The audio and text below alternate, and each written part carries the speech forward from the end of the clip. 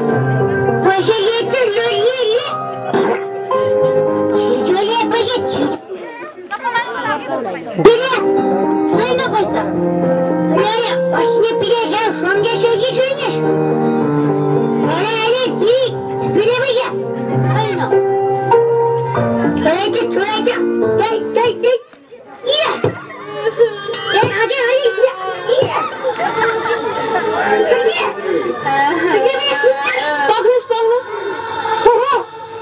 यसरी झगडा गरेर समस्याको समाधान हुन्छ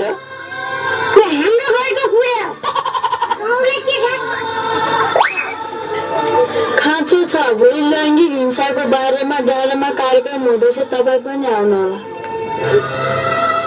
ए आरती हामी पनि जाऊँ त अब अन्त गाउँमा पनि जानु छ हुन्छ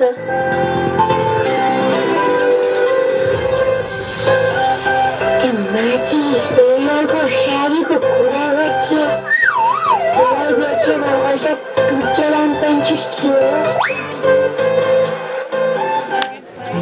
हेरेर सुतेको म पारी पूजाबाट आइसक्यो अहिलेसम्म भाडा मात्रै माग्ने हो भर्खर त भाडा माझेर बसेको म उताबाट हिँड्दै आएको मलाई थकाइ लागेको छ म आराम गर्छु तिमी गएर पानी चारो खेतमा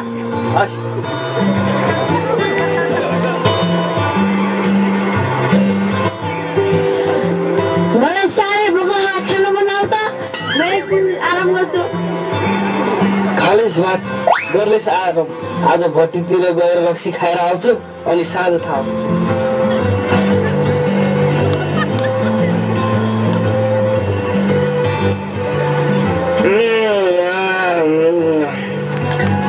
आज त्यसले देख्छ त्यसको बाउको साले त्यसले मलाई सधैँ कुटिरहन्छ आज देख्छ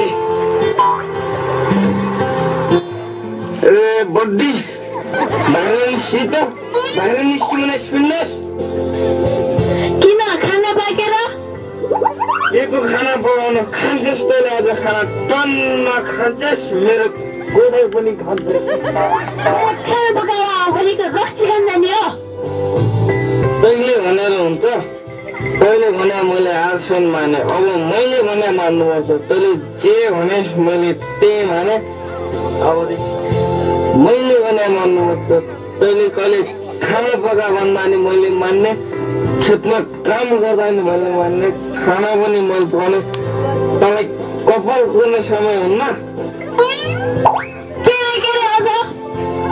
अझ मुख लाग्थ्योस् तँलाई त तँलाई लाख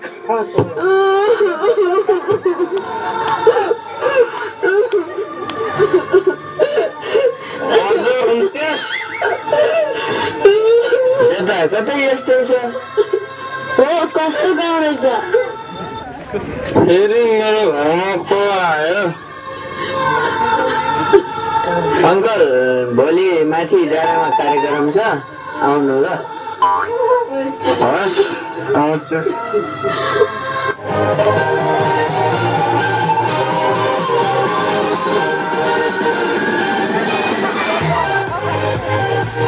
खलासी हिजो त महिनाको पैसा लुटेर खाइयो आज कसको पैसा लुटेर खाने त खटारो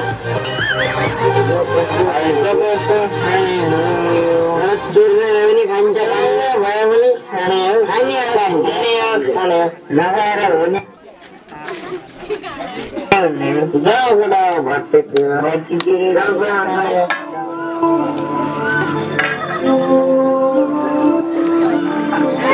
भाइ माथि डाँडामा कार्यक्रम छ आउनु र कस्तो कार्यक्रम हुन्छ सानो सानो कार्यक्रम छ आउनु भइहाल्छ नि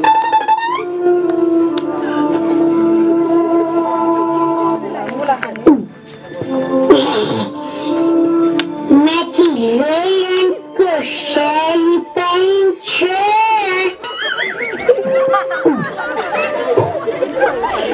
त्यो साडी बेचेर रक्सी खाइन्छ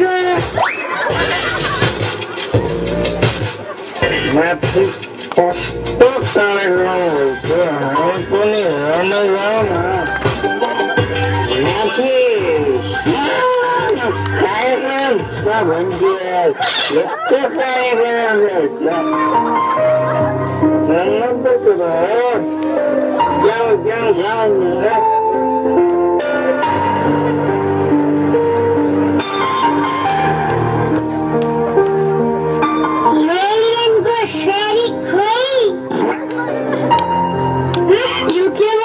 तपाईँले तपाईँलाई त हामीहरूले लैङ्गिक हिंसाको कार्यक्रममा पो बोलाएको थियौँ।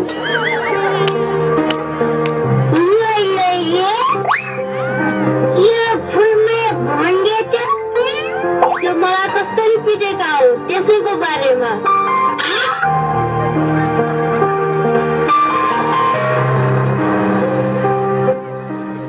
सम्पूर्ण यहाँ जति पनि उपस्थित हुनुभएको छ यस कार्यक्रममा तपाईहरुले ध्यान दिएर सुन्नुहोस्।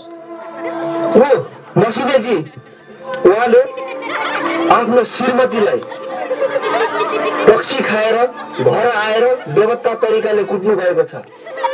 अनि सुन्नुहोस् मसिदेजी, तपाईले महिलालाई यस्तो कुटेर हुन्छ?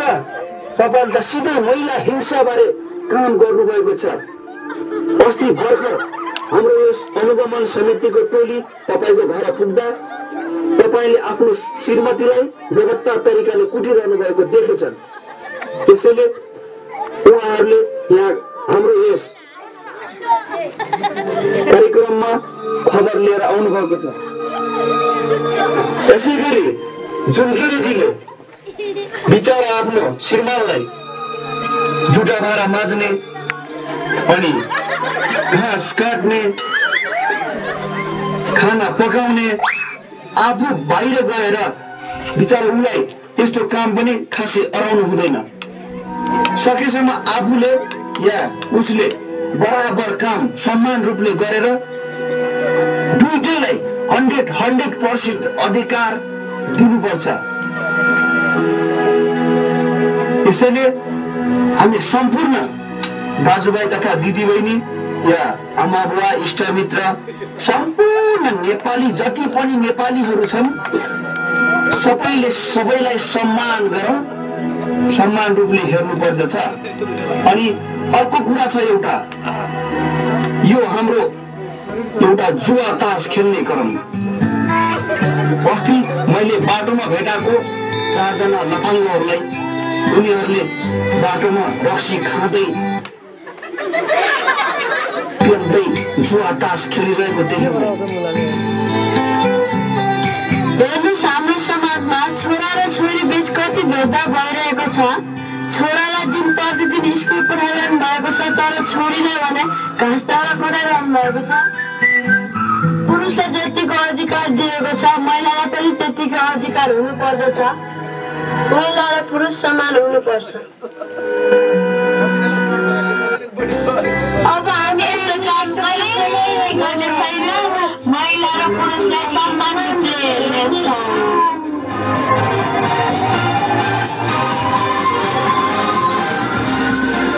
हाम्रो समाजमा जति पनि लैङ्गिक हिंसा बारे अन्याय र अत्याचार भइरहेका छन् त्यसको रोकथाम गर्नका लागि हामी हाम्रो गाउँ समाज टोल जताततै जनचेतना फैलाउनेछौँ।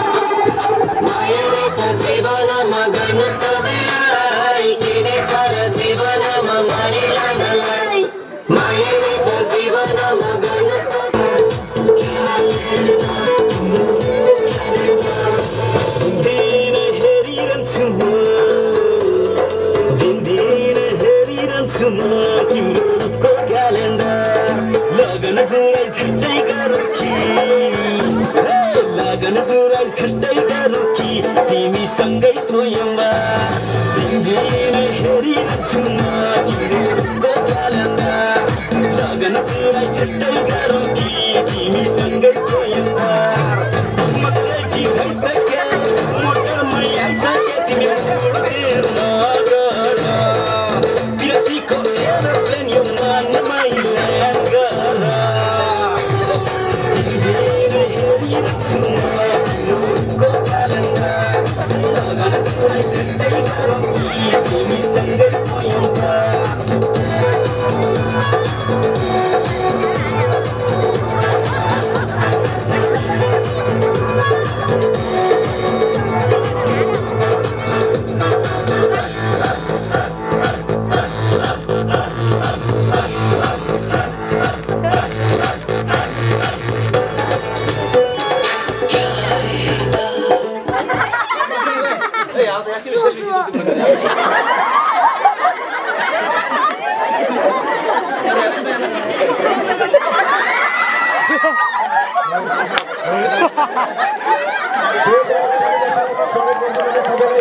अनुरोध गर्दछु